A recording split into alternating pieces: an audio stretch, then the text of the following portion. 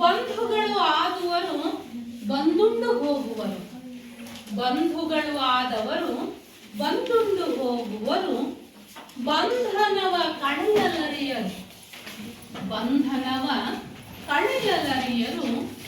ಗುರುವಿಗಿಂತ ಬಂಧುಗಳುಂಟೆ ಸರ್ವಜ್ಞ. ಗುರುವಿಗಿಂತ ಬಂಧುಗಳುಂಟೆ ಸರ್ವಜ್ಞ.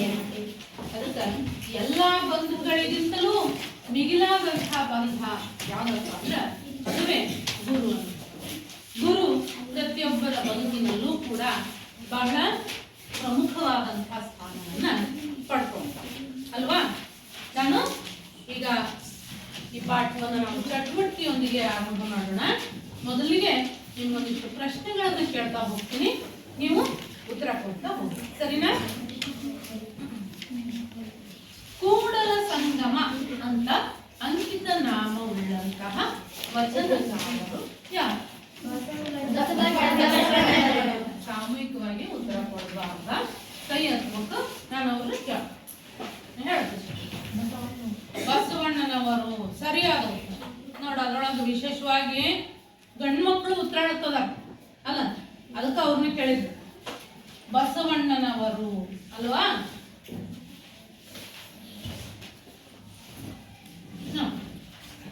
ಭಕ್ತಿ ಭಂಡಾರಿ ಬಸವಣ್ಣ ಕೂಡಲ ಸಂಗಮ ಅನ್ನುವಂತಹ ಅಂಕಿತ ನಾಮದಿಂದ ವಚನವನ್ನ ರಚನೆ ಮಾಡುವಂಥವರು ಬಸವಣ್ಣ.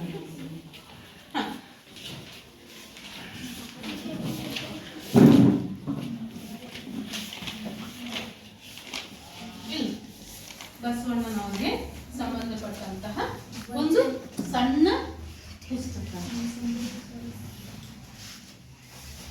ಬಸವಣ್ಣನವರ ಬದುಕು, ಅವರು ನಡೆದ ಬಂದ ದಾರಿ, ಮಾಡಿದ ಕ್ರಾಂತಿ ಎಲ್ಲವನ್ನ ಇದರಲ್ಲಿ ದಾಖಲಿಸ.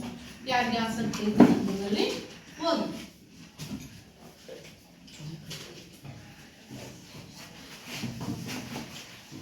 ಅಕ್ಕ ಮಹಾದೇವಿಯ ಅಂಕಿತ ನಾಮ ಯಾವುದು? ಯಾರು ಹೇಳ್ತೀರಿ? ಚೆನ್ನಮಲ್ಲಿಕಾರ್ಜುನ. ಚೆನ್ನಮಲ್ಲಿಕಾರ್ಜುನ ಸರಿಯಾದ. ಚೆನ್ನಮಲ್ಲಿಕಾರ್ಜುನ ಅನ್ನುವಂತಹ ಅಂಕಿತ ನಾಮದಿಂದ ವಚನ ರಚನೆ ಮಾಡಿದಂತಹ 12ನೇ ಶತಮಾನದ ಕಂಡಂತಹ ಒಂದು ನಕ್ಷತ್ರ ಅಕ್ಕ ಮಹಾದೇವಿ.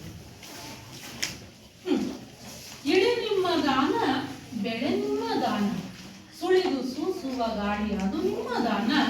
ನಿಮ್ಮ ದಾನವನುಂಡು ಅನ್ಯರ ಹೊಗಳುವ, ನಿಮ್ಮ ದಾನವನುಂಡು ಅನ್ಯರ ಹೊಗಳುವ.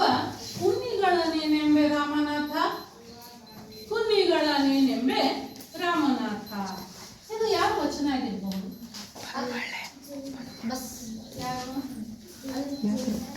ಸರಿಯಾದ ಉತ್ತರ, ಚಪ್ಪಾಳೆ. ದಾಸಿಮಯ್ಯನವರ ಅಂಕಿತ ನಾಮ ಏನಾಗವೆ? ರಾಮನಾಥ ಅಲ್ವಾ? Very good. ಹಾವೇರಿ ಜಿಲ್ಲೆಯ ಇನ್ನೊಂದು ಪ್ರಶ್ನೆ. ಹಾವೇರಿ ಜಿಲ್ಲೆಯ ರಾಣೆಬೆನ್ನೂರು ತಾಲೂಕಿನ ಚೌಡದಾನಪುರದಲ್ಲಿ ವಾಸವಾಗಿದ್ದಂತಹ ವಚನಕಾರರ ಹೆಸರೇನು? ನೀವು ಹಾವೇರಿ ಜಿಲ್ಲೆಯವರಲ್ವಾ? ವಚನಕಾರರಲ್ಲ ಅವರು, ಕನಕದಾಸ ವಚನಕಾರರವರು. ಹಾವೇರಿ ಜಿಲ್ಲೆಯ ರಾಣೆಬೆನ್ನೂರು ತಾಲೂಕಿನ ಚೌಡದಾನಪುರ.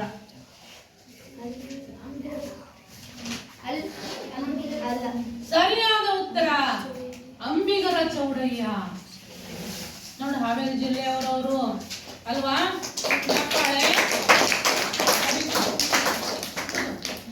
ಹಾವೇರಿ ಜಿಲ್ಲೆಯ ರಾಣೆಬೆನ್ನೂರು ತಾಲೂಕಿನ ಚೌಡದಾನಪುರದಲ್ಲಿ ಬಾಳಿ ಬದುಕುವಂತಹ ವಚನಕಾರ. ನೋಡ್ರಿ, ಮೊದಲು ನಾವು ಜ್ಞಾನ ಪಡ್ಕೊಳ್ಳುವಾಗ ಮೊದಲು ಸ್ಥಳೀಯವಾದ ಜ್ಞಾನ ನಿಮ್ಗಿರ್ಬೇಕು. ಹಾವೇರಿ ತಾಲೂಕಿನಲ್ಲಿರುವಂತಹ ಪ್ರಸಿದ್ಧ ಸಾಹಿತಿಗಳಾರು, ಹಾವೇರಿ ತಾಲೂಕಿನಲ್ಲಿರುವಂತಹ ಪ್ರಸಿದ್ಧ ದೇವಾಲಯಗಳು ಯಾವುದು, ಆಮೇಲೆ ಹಾವೇರಿ ಜಿಲ್ಲೆ, ಹೀಗೆ ರಾಜ್ಯ, ಆಮೇಲೆ ಹಿಂಗ. ಅದಕ್ಕೆ ಜ್ಞಾನದ ಹಸಿವು ಇದ್ದಾಗ ಇದೆಲ್ಲ ಸಾಧ್ಯ, ಹೌದಲ್ಲ? ಅದಕ್ಕೆ ನೀವೆಲ್ಲ ಯಾವ ಪತ್ರಿಕೆಯಲ್ಲಿ ಏನಾದ್ರೂ ಒಂದೆರಡು ವಿಷಯಗಳು ಬಂದಿರ್ತಾವೆ, ಇಂಥವುಗಳನ್ನ ಓದ್ಬೇಕು. ಅವನ್ನ ನೆನಪಿಟ್ಕೊಳಕ್ಕಾಗಲ್ಲ ಅಂದ್ರೆ ಒಂದು ಡೈರಿ ಮಾಡಿ ಅದರಲ್ಲಿ ದಾಖಲಿಸಿಡ್ಬೇಕು ಅಲ್ವಾ? ನೋಡಿ ಎಲ್ಲ ಚೆನ್ನಾಗಿ ಉತ್ತರ ಹೇಳಿದ್ರಿ. ನಾವು ಇವತ್ತು ಯಾಕೆ ವಚನಕಾರರ ಬಗ್ಗೆನೇ ಕೇಳ್ತಾ ಇದ್ದೀವಿ ಅಂದ್ರೆ, ಇವತ್ತು ನಾವು ವಚನಾಮೃತ ಅನ್ನುವಂತಹ ಒಂದು ಪದ್ಯ ಭಾಗವನ್ನ, ಒಂದು 6ನೇ 7ನೇ ಪದ್ಯ ಭಾಗವನ್ನ ಅಧ್ಯಯನ ಮಾಡೋಣ. ವಚನಾಮೃತ. ಅಮೃತ ಅಂದ್ರೆ ಏನಪ್ಪ? ಯಾರು ಹೇಳ್ತೀರಿ?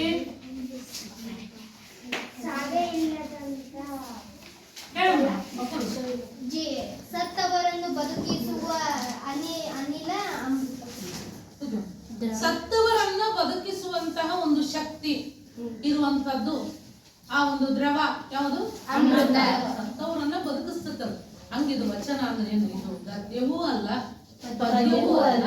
ಗದ್ಯ ಪದ್ಯ ಮಿಶ್ರಿತವಾದ ಅಂದ್ರ ಹಾಡಿದ್ರೆ ಪದ್ಯ ಆಗುತ್ತ, ಓದಿದ್ರೆ ಗದ್ಯ ಆಗುತ್ತೆ. ಅಂತಹ ಒಂದು ವಿಶಿಷ್ಟವಾದಂತಹ ಸಾಹಿತ್ಯ ಅಂತಂದ್ರೆ ವಚನ ಸಾಹಿತ್ಯ.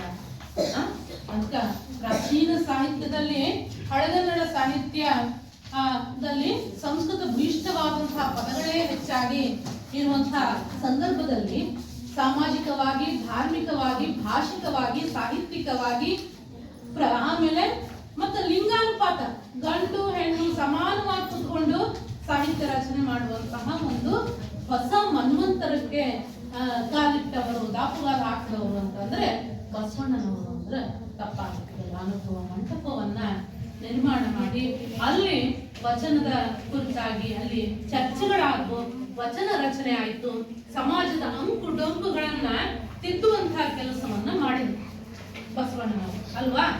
ಆ 12ನೇ ಶತಮಾನದಲ್ಲೇ ಇಂಥ ಕ್ರಾಂತಿಕಾರಕವಾದಂತಹ ಕೆಲಸ ಮಾಡ್ಯಾರ. ಸಮಾಜವನ್ನು ವಿರುದ್ಧ ಹಾಕೋಳಂತ, ಸಮಾಜದ ಅಂಕು ಡೊಂಕುಗಳನ್ನ, ಅದರಲ್ಲಿರುವಂತಹ ರೋಗವನ್ನ ತೆಗೆಯುವಂತ ಕೆಲಸ ಮಾಡ್ಯಾರ. ಅಂದ್ರೆ ನಿಜಕ್ಕೂ ಕೂಡ ಶ್ಲಾಘನೀಯವಾದಂಥದ್ದು.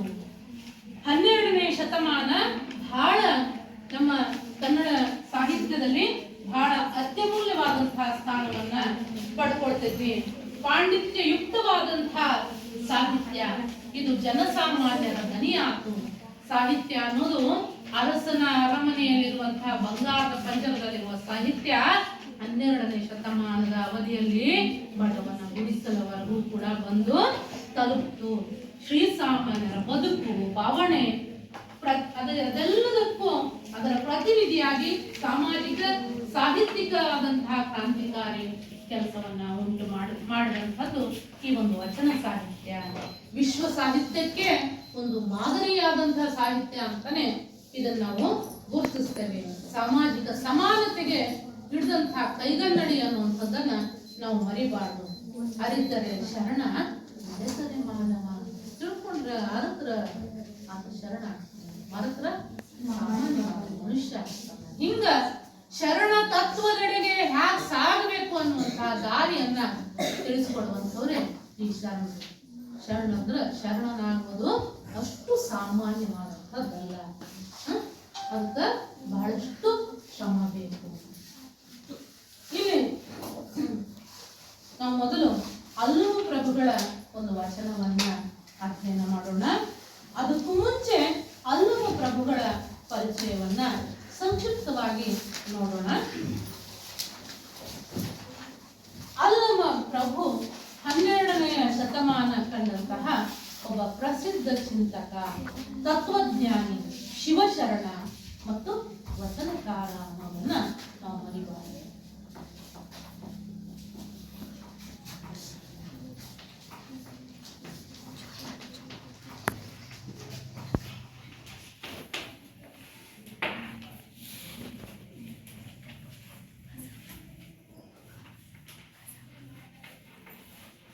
ಚಿಂತಕ, ತತ್ವಜ್ಞಾನಿ,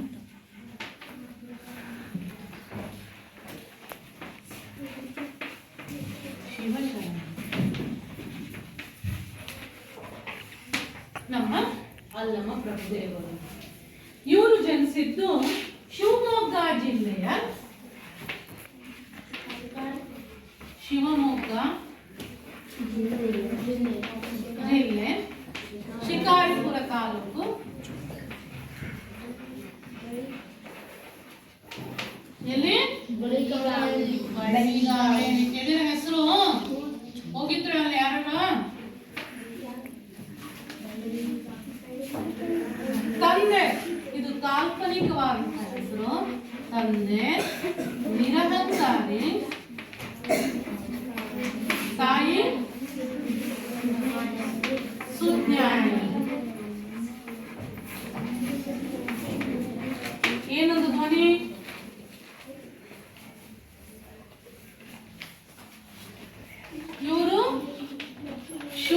ಪೀಠದ ಅಧ್ಯಕ್ಷರಾಗಿದ್ದರು. ಏನಿದು ಶೂನ್ಯ ಅಂದ್ರ ಸೊನ್ನೆ, ಗಣಿತದ ಸೊನ್ನೆ ಅಲ್ಲ ಇದು. ಅಂಕಿತ ನಾಮ ಏನು? ಗುಹೇಶ್ವರ.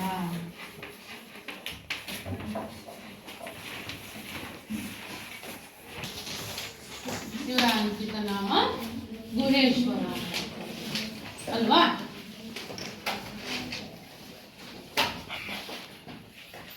ಇವರ ವಚನಗಳು ಬೆರಗು ಮತ್ತು ಬೆಳಗಿನಿಂದ ಕೂಡಿರುವಂಥದ್ದು.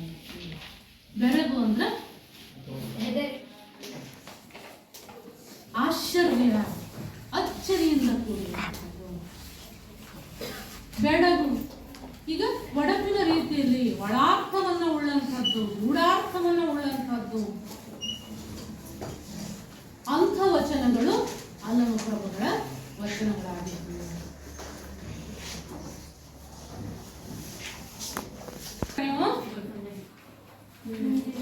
ಅಲ್ಲಮ ಪ್ರಭುಗಳು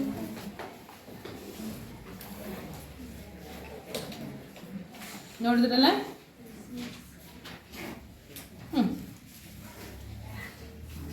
ಈ ಅಲ್ಲಮ ಪ್ರಭುಗಳ ಬಗ್ಗೆ ಇನ್ನೂ ಹೆಚ್ಚಿನ ವಿಚಾರ ತಿಳ್ಕೋಬೇಕು ಅನ್ನೋರಿಗೆ ಹರಿಹರನ ಪ್ರಭುದೇವರ ರಗಳೆ ಆಗಿರ್ಬೋದು, ಚಾಮರಸನ ಪ್ರಭುಲಿಂಗ ಲೀಲೆ ಆಗಿರ್ಬೋದು, ಯಳಂದೂರು ಹರೀಶ್ವರನ ಪ್ರಭುದೇವರ ಪುರಾಣ ಆಗಿರ್ಬೋದು, ಪರ್ವತೇಶನ ಪ್ರಭುದೇವರ ಸಾಂಗತ್ಯ ಆಗಿರ್ಬೋದು, ಹಾಗೇನೆ ಶೂನ್ಯ ಸಂಪಾದನೆ, ಹೀಗೆ ಇವೆಲ್ಲವೂ ಅಲ್ಲಮರ ಕುರಿತಾಗಿ ನಮಗೆ ಹೆಚ್ಚಿನ ವಿಚಾರಗಳನ್ನ ತಿಳಿಸಿಕೊಡುವಂತಹ ಸಾಹಿತ್ಯಿಕ ಆಕರಗಳು.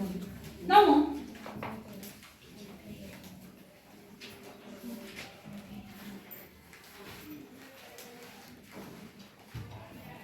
ಈ ವಚನವನ್ನ ಒಂದ್ಸಾರಿ ಓದೋಣ.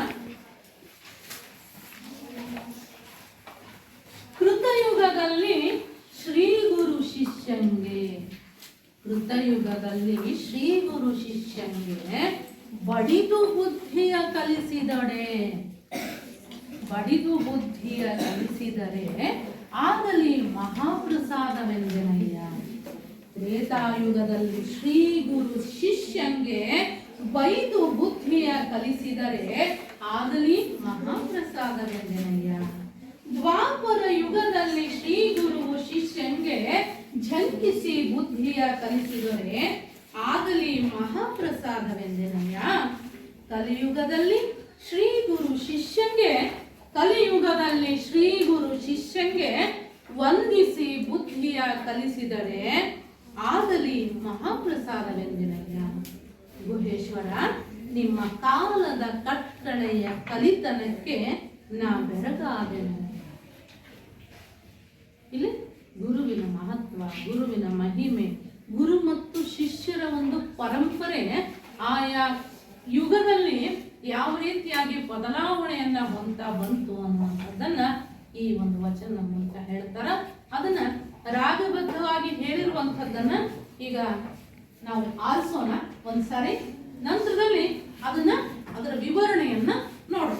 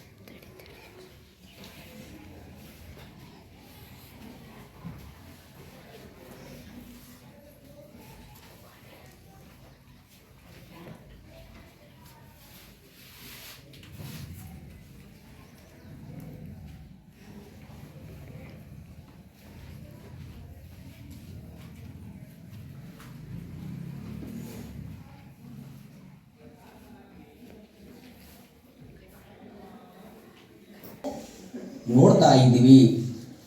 ಪರಿವರ್ತನೆ ಜಗದ ನೇಮ ಹಾಡಿನ ಮೂಲಕ ನಾವು ವಂದಿಸಿ ಬುದ್ಧಿ ಚೆನ್ನಾದ ಸಾಲುಗಳನ್ನು ಹಾಡಿನ ಮೂಲಕ ನಾವು ಕಂಡುಕೊಳ್ಳೋಣ. ಆ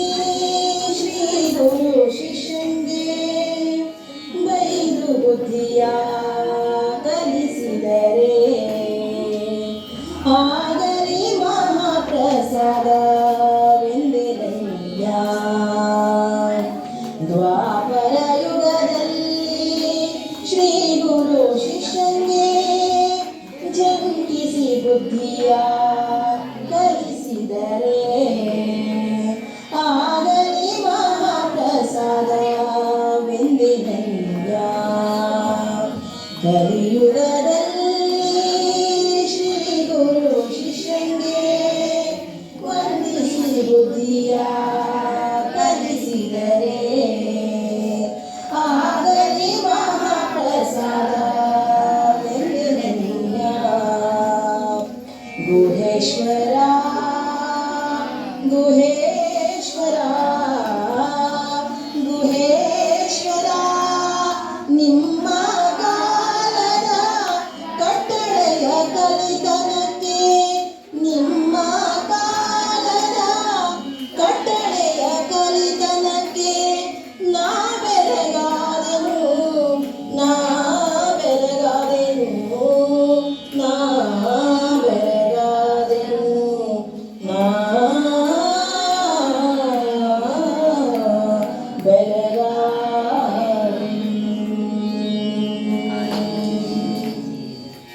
ತಾವು ಹಾಡನ್ನು ಚೆನ್ನಾಗಿ ಆಲಿಸಿದಿರಲ್ವಾ?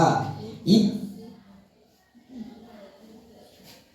ಹೇಳಿದ್ರಲ್ಲ ಮಕ್ಕಳೇ, ಎಷ್ಟು ರಾಗಬದ್ಧವಾಗಿ ಹೇಳಿದ್ರು ಅಂತ. ನಾವು 4 ಯುಗಗಳನ್ನ ನೋಡ್ತೀವಿ. ಕೃತಯುಗ, ತ್ರೇತಾಯುಗ, ದ್ವಾಪರಯುಗ, ಕಲಿಯುಗ. ಕೃತಯುಗ 17,28,000 ವರ್ಷಗಳವರೆಗೆ ಇತ್ತಂತೆ.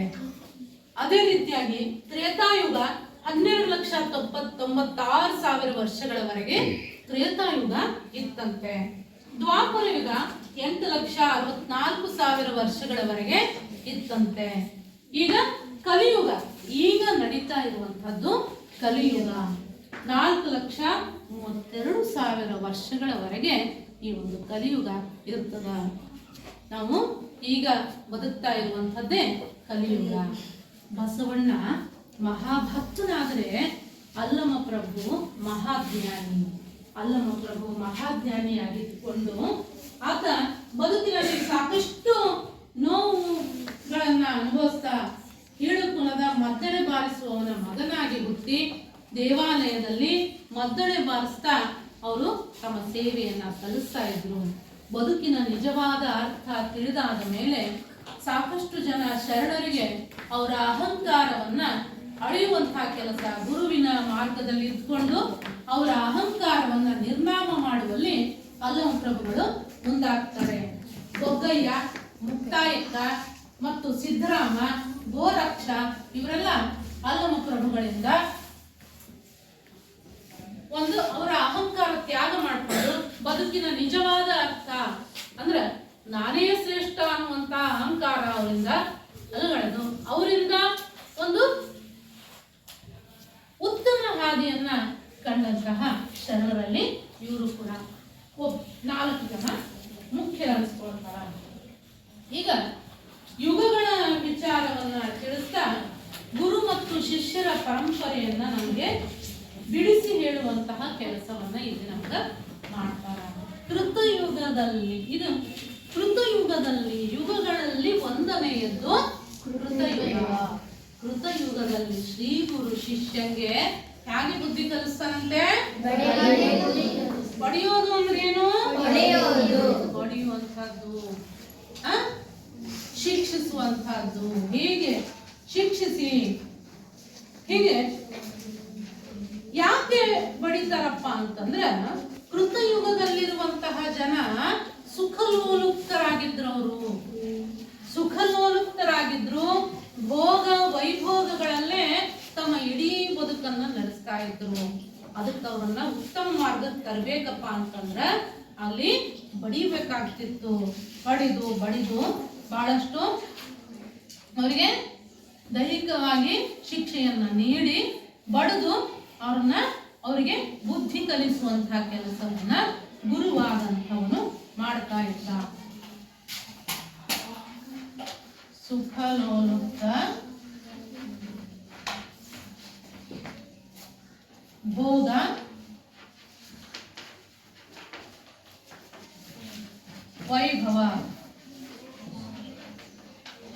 ವೈಭವದಿಂದ ಮೋಹಿತನಾದಂಥವನು. ಅದಕ್ಕೆ ಈ ಮೋಹದಿಂದ ಹೊರತೆಗೆಯುವಂಥದ್ದು ಶಿವಪಥದ ಕಡೆಗೆ ಅವರನ್ನ ತರುವಂಥದ್ದು ಇಲ್ಲಿ ಗುರುವಿಗೆ ಸುಲಭದ ಕೆಲಸ ಆಗಿರಲಿಲ್ಲ. ಅದಕ್ಕಾಗಿ ಆತ ಏನ್ ಮಾಡ್ದ? ದಂಡಿಸಿದ. ಬಡಿದು ಬುದ್ಧಿಯನ್ನ ಹೇಳ್ದ. ಹಾಗೇನೆ ಯುಗಗಳಲ್ಲಿ ಎರಡನೇ ಯುಗ ತ್ರೇತಾಯುಗ. ಆ ತ್ರೇತಾಯುಗದಲ್ಲಿ ಶಕ್ತಿ ಮತ್ತು ಸಿದ್ಧಿ ಸಾಧನೆಯಲ್ಲಿ ಜನ ಆ ಒಂದು ಶಕ್ತಿ ಮತ್ತು ಸಿದ್ಧಿ ಅಂದ್ರೆ ಹೆಚ್ಚಿಗೆ ಶಕ್ತಿ ಪಡ್ಕೊಳ್ಳೋದು, ಪೈಲ್ವಾನ್ ಆಗೋದು, ಏನಾದ್ರೂ ಸಿದ್ಧಿ ಮಾಡೋದು, ಆ ಕಡೆಗೆ ಜನರ ಒಲವು ಇತ್ತು. ಶಕ್ತಿ ಸಿದ್ಧಿ ಸಾಧನೆ.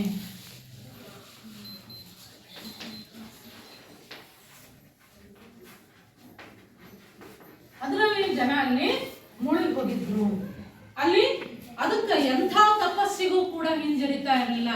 ಏನೋ ಒಂದು ಸಿದ್ಧಿ ಸಾಧನೆಯನ್ನ ಮಾಡಿ ನಾನು ಸಮಾಜದಲ್ಲಿ ವಿಶಿಷ್ಟ ಅನ್ಸ್ಕೋಬೇಕು ಅಂತ ಹೇಳಿ ಆ ಒಂದು ಕಡೆಗೆ ಜನರು ಮುಖ ಹಾಕಿ ಆ ಒಂದು ಕೆಲಸದ ಕಡೆಗೆ ಮುಂದಾಗ್ತಿದ್ರು. ಸಾಕಷ್ಟು ತಪಸ್ಸು, ಜಪ, ತಪ ಅವುಗಳನ್ನ ಮಾಡೋದಕ್ಕೆ ಅವರು ಹಿಂಜರಿತಿರ್ಲಿಲ್ಲ. ಅದನ್ನು ಬದಲಾಯಿಸದ ಹೊರತು ಆತ್ಮಮುಖಿ ಆಗೋದಕ್ಕಾಗೋದಿಲ್ಲ ಅಂತ ತಿಳಿದಂತಹ ಗುರುವಾದಂಥವನು ಬೈದು ಆ ಗೀಳನ್ನ ಕೆಡಿಸುವಂತ ಕೆಲಸ ಮಾಡಿದ. ವಿದ್ಯಾರ್ಥಿಗಳಿಗೆ ಬೈದು ಅವ್ರಿಗೆ ಅವರ ನಿಜವಾದ ಗುರಿ ಏನು ಅನ್ನೋದನ್ನ ತಿಳಿಸಿ ಹೇಳಿ ಅವರಿಗೆ ಅವರ ಆತ್ಮಬುದ್ಧಿಯನ್ನ ಜಾಗೃತಗೊಳಿಸುವಂತಹ ಕೆಲಸವನ್ನ ಗುರುವಾದಂಥವನು ಮಾಡ್ದ. ಹಾಗೇನೆ ದ್ವಾಪರ ಯುಗದ ಜನರಿಗೆ ಹಂಚ್ಕೊಂಡಂತಹ ಗೀಳು ಯಾವ್ದಪ್ಪ ಅಂದ್ರ ಯಶಸ್ಸು, ಕೀರ್ತಿ ಮತ್ತು ಪರಾಕ್ರಮ. ಯಾವುದು? ಯಶಸ್ಸು, ಕೀರ್ತಿ, ಪರಾಕ್ರಮ.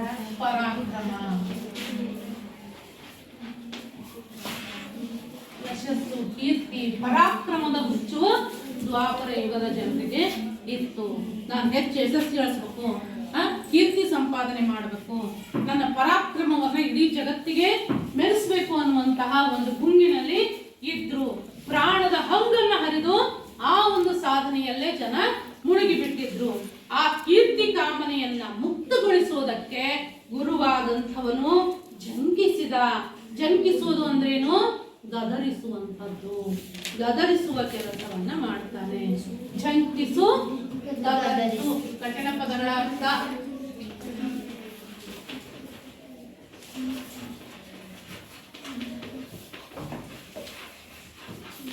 ಜಂಕಿಸಿ ಬುದ್ಧಿಯ ಕಲಿಸಿದೊಡೆ, ಗದರಿಸಿ ಬುದ್ಧಿಯನ್ನ ಕಲಿಸಿದ್ರು. ಅವರ ಕೀರ್ತಿ ಪಿಪಾಸೆಯನ್ನ ಅರಿಯುವಂತಹ ಕೆಲಸ ಮಾಡ್ತಾರೆ. ಶಾಶ್ವತವಾದಂತಹ ಸತ್ಯದ ಕಡೆಗೆ ಅವರ ಒಲವು ಉಂಟಾಗುವ ಹಾಗೆ ಮಾಡ್ತಾರೆ. ಹೀಗೆ ಗುರುರೂಪದ ಗುಹೇಶ್ವರನ ಈ ರೀತಿಯಾಗಿ ಅವರ ಒಂದು ಶಾಶ್ವತವಾದ ಜ್ಞಾನ ಯಾವುದು, ಶಾಶ್ವತವಾದ ಗುರಿ ಯಾವುದು, ಆ ಕಡೆಗೆ ಶಿಷ್ಯನನ್ನ ಎಳೆಯುವಂತ ಕೆಲಸ ಮಾಡ್ತಾರ. ಇನ್ನು ಕಲಿಯುಗದಲ್ಲಿ ಏನಾಗಿತ್ತಪ್ಪ ಅಂದ್ರ ಸುಖ, ಸಿದ್ಧಿ, ಕೀರ್ತಿ ಪಿಪಾಸೆ ಇವು ಯಾವೂ ಕೂಡ ಆ ಕಲಿಯುಗದ ಜನರಿಗೆ ಇರಲಿಲ್ಲ. ಇವಾಗ ಹಿಡಿದಂತ ಹುಚ್ಚು ಏನಪ್ಪ? ಜ್ಞಾನ ಪಿಪಾಸು, ಜ್ಞಾನ ಸಂಪಾದನೆ ಮಾಡಬೇಕು ಅನ್ನುವಂತ ಒಂದು ಹುಚ್ಚು ಈ ಕಲಿಯುಗದ ಜನರಿಗೆ ಹಿಡಿದಿತ್ತು.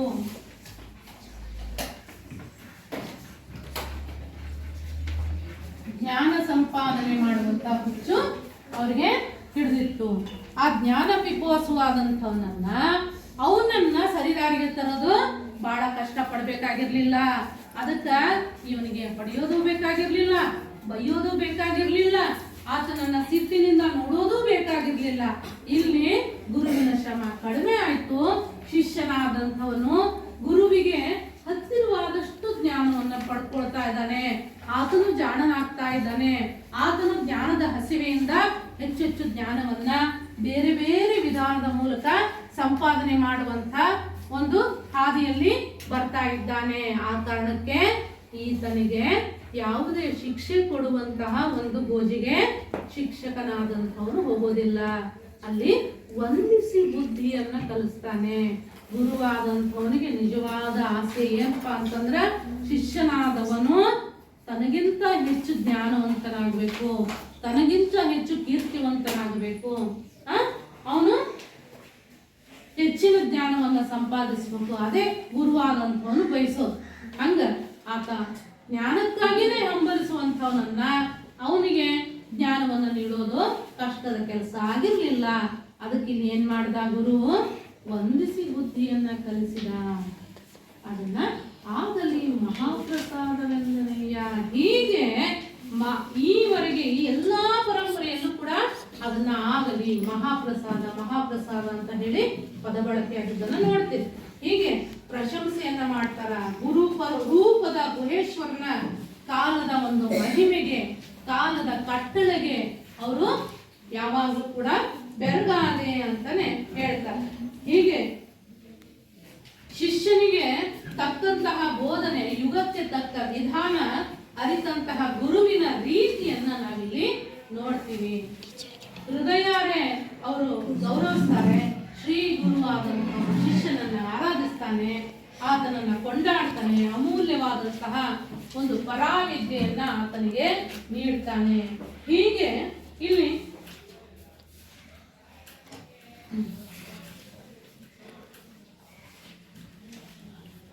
ಇದನ್ನ ಇಲ್ಲಿ ನಾವು ಸಾಂಕೇತಿಕವಾಗಿ ಕ್ರಿಯಾಮುಖದಿಂದ ನೋಡೋದಾದ್ರೆ, ಕೃತಯುಗದಲ್ಲಿ ಗುರುವಾದಂಥವನು ವಿದ್ಯಾರ್ಥಿಗೆ ಬಡಿದು ಅಂದಾಗ ಆತನ ಶ್ರೀಹಸ್ತವನ್ನ ಶಿಷ್ಯನ ಮಸ್ತಕದ ಮೇಲಿಟ್ಟು ಅನುಗ್ರಹವನ್ನ ಮಾಡ್ದ ಅನ್ನುವಂಥದ್ದು ನೋಡ್ಬೋದು.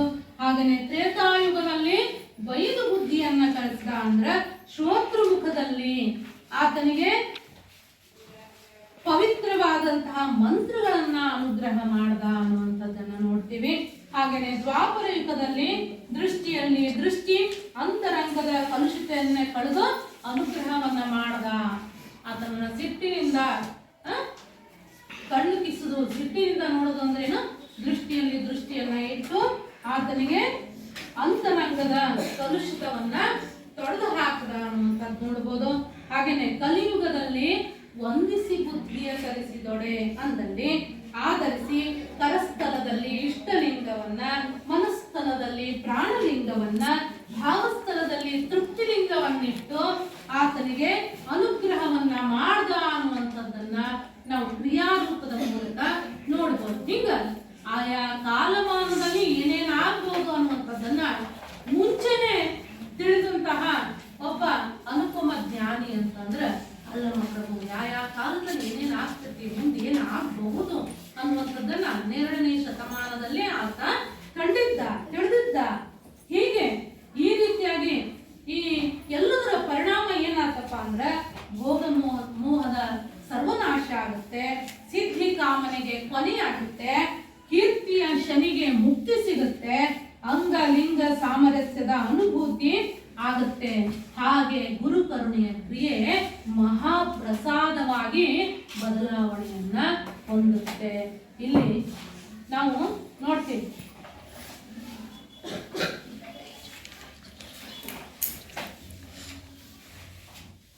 ಪ್ರಸಾದ ಅಂದ್ರೆ ವೀರಶೈವ ಧರ್ಮದ ಅಷ್ಟಾವರಣಗಳಲ್ಲಿ ಒಂದು ಪೃಥ್ವಿ ತತ್ವದ ಶುದ್ಧಿಯನ್ನು ಉಂಟು ಮಾಡುವಂತಹದ್ದೇ ಪ್ರಸಾದ ಅನ್ನುವಂತಹ ಅರ್ಥವನ್ನು ಕೂಡ ನಾವಿಲ್ಲಿ ನೋಡ್ತೀವಿ. ಹೀಗೆ ಆಗಲಿ ಅಂದ್ರೆ ಅದನ್ನ ಹೇಗೆ ಗುರು ನೀಡ್ತಾನೋ ಅದನ್ನ ನೀಡಿದ್ದನ್ನ ಈತ ಪಡೆದು ಅದನ್ನ ಯಥಾ ಪ್ರಕಾರ ಸ್ವೀಕಾರ ಮಾಡುವಂತಹದ್ದು ಶಿಷ್ಯನಾದವನ ಕರ್ತವ್ಯ. ಅದಕ್ಕೇನೆ ಇಲ್ಲಿ ನೋಡ್ರಿ, ಶಿಷ್ಯಂಗೆ ಗೆ ಇದು ಚತುರ್ಥಿ ವಿಭಕ್ತಿ ಪ್ರತ್ಯಯ ಆಗುತ್ತ. ಹೌದಲ್ಲ? ಗೆ ಅನ್ನುವಂಥದ್ದು ಚತುರ್ಥಿ ವಿಭಕ್ತಿ ಪ್ರತ್ಯಯಕ್ಕೆ ಉದಾಹರಣೆ. ಅಲ್ಲಿ ಮಾರ್ಕ್ ಮಾಡ್ಕೊಂಡ್ಬಿಡ್ರಿ. ತ್ರೇತಾಯುಗದಲ್ಲಿ, ದ್ವಾಪರ ಯುಗದಲ್ಲಿ, ಕಲಿಯುಗದಲ್ಲಿ ಅಲ್ಲಿ ಅನ್ನುವಂಥದ್ದು ಸಪ್ತಮಿ ವಿಭಕ್ತಿ ಪ್ರತ್ಯಯಕ್ಕೆ ಉದಾಹರಣೆ ಆಗ್ತದ ಅಲ್ವಾ? ಸಪ್ತಮಿ ಅಲ್ಲಿ ಸಪ್ತಮಿ ವಿಭಕ್ತಿ ಪ್ರತ್ಯಯ. ಇಲ್ಲಿ ಬುದ್ಧಿಯ ಅನ್ನುವಂಥ ಪದ ಇದು ಷಷ್ಠಿ ವಿಭಕ್ತಿ ಪ್ರತ್ಯಯಕ್ಕೆ ಉದಾಹರಣೆ. ಷಷ್ಠಿ ಬುದ್ಧಿ ಬುದ್ಧಿಯ ಷಷ್ಠಿ ವಿಭಕ್ತಿ ಪ್ರತ್ಯಯಕ್ಕೆ ಉದಾಹರಣೆ ಅಂತ. ಕಲಿತನಕ್ಕೆ ಅನ್ನುವಂಥದ್ದು ಚತುರ್ಥಿ ವಿಭಕ್ತಿ, ಚತುರ್ಥಿಗೆ ಕೆ ಅಲ್ಲ, ಕೆ ಚತುರ್ಥಿ ವಿಭಕ್ತಿ ಪ್ರತ್ಯಯಕ್ಕೆ ಉದಾಹರಣೆಯನ್ನ ನೋಡ್ತೀವಿ. ಹೀಗೆ ಕಬೀರದಾಸರು ಹೇಳ್ತಾರೆ, ಗುರುವಿನ ಮಹಿಮೆ ಎಷ್ಟು ಹೇಳಿದ್ರೂ ಸಾಲದು. ಕಬೀರದಾಸರು ಹೇಳ್ತಾರೆ, ಗುರು ಗೋವಿಂದ ದೋಹು ಕಡೆ ಕಾಪಿಲ ಉಪಾಯ್ ಬಲಿಹಾರಿ ಗುರು ಆಪಣೆ ಗೋವಿಂದ ದಿಯೋ ಬತಾಯ್. ಅದಕ್ಕ ಗುರು ಮತ್ತು ಗೋವಿಂದನನ್ನ ಒಂದ್ಸಲ ನಿಂದಿಸಿ ಯಾರಿಗೆ ನೀನು ಮೊದಲು ನಮಸ್ಕಾರ ಮಾಡ್ತೀಯ ಅಂತ ಕೇಳಿದಾಗ ಆವಾಗ ಆ ಶಿಷ್ಯರಾದಂಥವ್ರು ಹೇಳ್ತಾನ, ನಾನು ಗುರುವಿಗೆ ಮೊದಲು ನಮಸ್ಕಾರವನ್ನ ಮಾಡ್ತೀನಿ. ಯಾಕ ನನಗ ದೇವರು ಇದ್ದಾರೆ, ಭಗವಂತ ಇದ್ದಾನೆ ಅನ್ನುವಂಥದ್ದನ್ನ ತಿಳಿಸಿ ಹೇಳಿದಂಥವನೇ ಗುರು. ಅದಕ್ಕೆ ನಾನು ಗುರುವಿಗೆ ಮೊದಲು ನಮಸ್ಕಾರ ಮಾಡ್ತೀನಿ. ನಮ್ಮ ಬದುಕನ್ನ ಚಂದಗಾಣಿಸುವಂತಹದ್ದು, ನಮ್ಮ ಇಡೀ ಜೀವನಕ್ಕೆ ಒಂದು ಒಳ್ಳೆಯ ಮಾರ್ಗವನ್ನ ದಾರಿಯನ್ನ ತೋರಿಸಿಕೊಡುವಂಥವನು ನಿಜವಾಗ್ಲೂ ಕೂಡ ಗುರು. ಹೀಗೆ ಪರಿವರ್ತನೆ ಅನ್ನುವಂಥದ್ದು ಜಗದ ನಿಯಮ. ಕಾಲ ಬದಲಾದ ಹಾಗೆ ಮನುಷ್ಯನ ಪ್ರತಿಯೊಂದು ಸಂದರ್ಭದಲ್ಲೂ ಕೂಡ ಅದು ಬದಲಾವಣೆ ಆಗುತ್ತೆ ಅನ್ನುವಂಥದ್ದು ಈ ಗುರು ಶಿಷ್ಯ ಪರಂಪರೆಯ ಉದಾಹರಣೆ ಮೂಲಕವೇ ನಾವು ಆರಾಮಾಗಿ ತಿಳ್ಕೋಬಹುದು. ಅದಕ್ಕೆ ಒಬ್ಬ ಗುರು ನಿರಂತರವಾಗಿ ವಿದ್ಯಾರ್ಥಿಯನ್ನು ಗುರು ಆದಂಥವನಿಗೂ ಕೂಡ ಪ್ರತಿನಿತ್ಯ ಕಲಿಯುವಂಥದ್ದು ಇದೇ ಇರ್ತದೆ. ಜೊತೆಗೆ ಶಿಷ್ಯನಾದಂಥವನು ಆತ ಗುರುವಿಗೆ ವಂದಿಸಿ ಗುರುವಿನಿಂದ ಜ್ಞಾನವನ್ನ ಪಡೆದುಕೊಳ್ಳುವಂಥದ್ದು. ಗುರುವಿಗೆ ಆತ ಬದ್ಧನಾಗಿದ್ದಾಗ ಗುರುವನ್ನು ಮೀರಿಸುವಂತಹ ಜ್ಞಾನವನ್ನು ಪಡೆದುಕೊಳ್ಳುವಲ್ಲಿ ಆತ ಮುಂದಾಗ್ತಾನೆ. ಈಗ ನಾನೊಂದು ಅಲ್ಲಮ ಪ್ರಭುದೇವರ ವಚನವನ್ನ ಕುರಿತಾಗಿ ವಿವರಣೆಯನ್ನ ನೀಡಿದಂತಹ ಸಿದ್ದೇಶ್ವರ ಸ್ವಾಮೀಜಿಗಳ ಒಂದು ಪುಸ್ತಕವನ್ನು ನಿಮ್ಗೆ ತೋರಿಸ್ತೇನೆ. ಇದಲ್ಲದೆ ವಚನ ಸಂಪುಟಗಳು ಕೂಡ ಅದಾವ. 15 ವಚನ ಸಂಪುಟಗಳು ಸಿಗ್ತಾವೆ. ಇದು ಸಿದ್ದೇಶ್ವರ ಸ್ವಾಮೀಜಿ ಹೆಸರು ಕೇಳಿರಲ್ಲ ನೀವು? ಬಿಜಾಪುರ ಕೇಳಿದ್ರೆ ಅವರು ಅಲ್ಲಮ ಪ್ರಭುಗಳ ಇಂಥ ಬೆಳಗಿನ ಒಳಾರ್ಥವುಳ್ಳಂತಹ ಗೂಢಾರ್ಥವುಳ್ಳಂತಹ ವಚನಗಳನ್ನ ಅರ್ಥ, ಅದಕ್ಕೆ ಮೂಲ ಅರ್ಥ ಏನು ಅನ್ನುವಂಥದ್ದನ್ನ ಅದರ ಬಗ್ಗೆ ವಿವರಣೆಯನ್ನ ಇದರಲ್ಲಿ ಕೊಟ್ಟಿದ್ದಾರ. ನೀವು ಬಿಡುವಿದ್ದಾಗ ಇಂಥ ಪುಸ್ತಕಗಳನ್ನ ಓದ್ಬೇಕು ಮಕ್ಕಳೇ.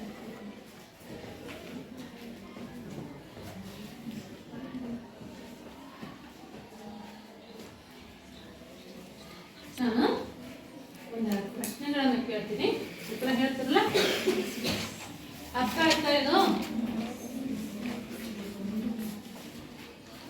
ಕಲಿಯುಗದಲ್ಲಿ ಗುರುವು ಶಿಷ್ಯನಿಗೆ ಹೇಗೆ ಬುದ್ಧಿ ಕಲಿಸಬೇಕಾಗುತ್ತದೆ?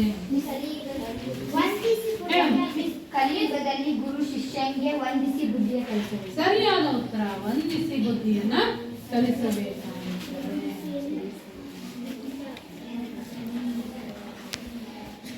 ನಾಳೆ ದಿನ ನೀವು ಗೃಹಪಾಠವನ್ನ ಮಾಡ್ಕೊಂಡು ಬರ್ರಿ.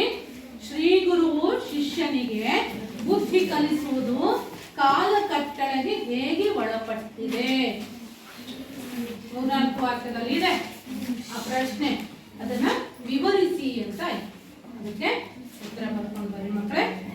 ಇದರ ಮುಂದಿನ ವಿವರಣೆಯನ್ನ ನಾವು ನಂತರದ ತರಗತಿಯಲ್ಲಿ ನೋಡೋಣ. ಉದಮದ ದಯವ್ವನೊಳಗಂಡ ಸತಿ ನೀನು ಇತ್ತಲೇಕೆ ಬಂದೆಯವ್ವ. ಆಡುವುದು ಪಾಡುವುದು ಕೇಳುವುದು ಹೇಳುವುದು ನಡೆಯುವುದು ನುಡಿಯುವುದು ಸರಸ ಸಮ್ಮೇಳನವಾಗುತ್ತದಯ್ಯ. ಚನ್ನಮಲ್ಲಿಕಾರ್ಜುನ ದೇವಯ್ಯ ನೀ ಕೊಟ್ಟ ಆಯುಷ್ಯ ಉಳ್ಳ ನಕ್ಕರ ಲಿಂಗ ಸುಖಿಗಳ ಸಂಘದಲ್ಲಿ ದಿನಂಗಳ ಕಳೆವೆನು. ಸತಿ ಅಂದರೆ ಮುನಿಯವರು ನಮ್ಮ ಶರಣರು. ನಿನ್ನ ಪತಿಯ ಕುರು ಹೇಳಿದರೆ ಬಂದು ಕುಳಿರು, ಇಲ್ಲದಿದ್ದರೆ ತೊಲಗು ತಾಯೇ. ಹರನೆ ನೀ ನನಗೆ ಗಂಡನಾಗಬೇಕೆಂದು ಅನಂತ ಕಾಲ ತಪ್ಪಿಸಿದ್ದೆ ನೋಡ. ಹಸೆಯ ಮೇಲನ ಮಾತು ಬೆಸಗೊಳ್ಳಿಲಿಟ್ಟಿದರೆ ಶಶಿಧರನಕ್ಕೆ ಹತ್ತಿರಕ್ಕೆ ಕಳುಹಿದರಮ್ಮವರು. ಭಸ್ಮವನ್ನೇ ಊಸಿ ಕಂಕಣವನ್ನೇ ಕಟ್ಟಿ ಚನ್ನಮಲ್ಲಿಕಾರ್ಜುನ ತನಗೆ ನಾನಾಗಬೇಕೆಂದು.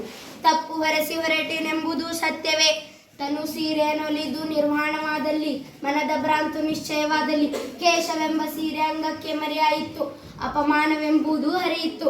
ಇದು ಗುಹೇಶ್ವರಲಿಂಗಕ್ಕೆ ಸಲ್ಲದ ವೇಷ. ಕಾಯ ಕರ್ರನೆ ಕಂಡಿದಡಂತಯ್ಯ, ಕಾಯ ಮೀರ್ರನೆ ಮಿಂಚಿದಡಂತಯ್ಯ. ಅಂತರಂಗ ಶುದ್ಧವಾದ ಬಳಿಕ ಚನ್ನಮಲ್ಲಿಕಾರ್ಜುನ ಲಿಂಗ ಹೇಗಿದ್ದರಿನಯ್ಯ. ದೇವನೊಲಿದ ನೀನೊಲಿದೆಂಬುದು ಅದಾವುದಕ್ಕೆ. ಭಾವ ಶುದ್ಧವಾದಲ್ಲಿ ಸೀರೆ ನುಳಿದು ಕೂದಲು ಮರೆಸಲೇತಕ್ಕೆ. ಅದು ಅಂತರಂಗದ ನಾಚಿಕೆ ಬಾಹ್ಯದಲ್ಲಿ ತೋರಿತ್ತು. ಇದು ಗುಹೇಶ್ವರ ಲಿಂಗಕ್ಕೆ ಒಳಹೊರವಲ್ಲ. ಫಲ ಒಳಗೆ ಪಕ್ವವಾಗಿದೆಯಲ್ಲದೆ ಹೊರಂಗಣ ಸಿಪ್ಪೆ ಒಪ್ಪಗಿಡದು. ಕಾಮನ ಮುದ್ರೆಯ ಕಂಡು ನಿಮಗೆ ನೋವಾದಿತ್ತೆಂದು ಆ ಭಾವದಿಂದ ಮುಚ್ಚಿದೆ. ಇದಕ್ಕೆ ನೋವೇಕೆ? ಕಾಡದಿರಣ್ಣ ಚನ್ನಮಲ್ಲಿಕಾರ್ಜುನ, ದೇವರ ದೇವನ ಒಳಗಾದವಳ. ನೀ ದೇವರೊಳಗೋ ದೇವರು ನಿನ್ನೊಳಗೋ ಎಂಬನ ರಾಮನರಿಯೇ ಸಿಪ್ಪೆ ಒಪ್ಪೆಗೊಟ್ಟಾಗ ಹಣ್ಣಿರಸ ಕೆಳಕಾಯಿತು. ಇದು ಗುಹೇಶ್ವರನಪ್ಪದ ಮಾತು ಮಾತು ಮಾತೆಂಬ ಗುಹೇಶ್ವರನಪ್ಪದ ಮಾತು ಮಾತು ಮಾತೆಂಬುದು ಜ್ಯೋತಿರ್ಲಿಂಗ, ಸರ ಎಂಬುದು ಪರತತ್ವ, ತಾಳೆಷ್ಟು ಸಂಪುಟವೆಂಬುದು ನಾದಬಿಂದು. ಕಾಳಿತಿಲ ಗುಹೇಶ್ವರನ ಶರಣರ ನುಡಿ ಸದಗಳಲಿಕ್ಕೂ ಕೇಳಾಮರುಳ. ಕೊಡ ತುಂಬುವಾಗ ಸದ್ದು ಮಾಡುತ್ತದೆ, ತುಂಬಿಯಾದ ಮೇಲೆ ಸದ್ದು ನಿಲ್ಲುವುದು. ಅದೇ ಕೊಡ ತನ್ನಲ್ಲಿರುವ ನೀರನ್ನು ಮತ್ತೊಂದು ಪಾತ್ರೆಗೆ ಸುರಿಯುವಾಗ ಸದ್ದು ಮಾಡುವುದಿಲ್ಲವೇ? ಇದು ಲೇಸಾಯಿತು. ತುಂಬಿದ ಲೆಕ್ಕಕ್ಕೆ ಮತ್ತೊಂದು ಕಡೆಗಣಿಸುವಂತೆ ತಾನು ತನ್ನ ಮನೆಯ ಜೇರಿನಂತೆ ಇಲ್ಲಿ ಬಂದರೂ ಗುಹೇಶ್ವರನೆಂಬ ಒಂದಾಯಿತು. ತಾಯೇ ನಿನಗೆ ಶರಣು ಶರಣಾರ್ಥಿ. ಪ್ರಭುವೇ ಶರಣು ಶರಣಾರ್ಥಿ. ಅಕ್ಕ ಮಹಾದೇವಿ ಅಕ್ಕನಿಗೆ, ಮಹಾದೇವಿ ಅಕ್ಕನಿಗೆ ಧನ್ಯವಾದ. 8ನೇ ತರಗತಿ ವಿದ್ಯಾರ್ಥಿ ವಿಜಯಲಕ್ಷ್ಮಿ ಮೊರಾರಿ. ನಾನು 8ನೇ ತರಗತಿ ವಿದ್ಯಾರ್ಥಿ ಶಾರದಾ ಹಾವೇರಿ. ಅಲ್ಲಮ್ಮ ಪ್ರಭು ಆಗಿದ್ದೇನೆ. ನಾನು ಅಕ್ಕ ಮಹಾದೇವಿಯ ಪಾತ್ರ ವಹಿಸಿದ್ದೇನೆ.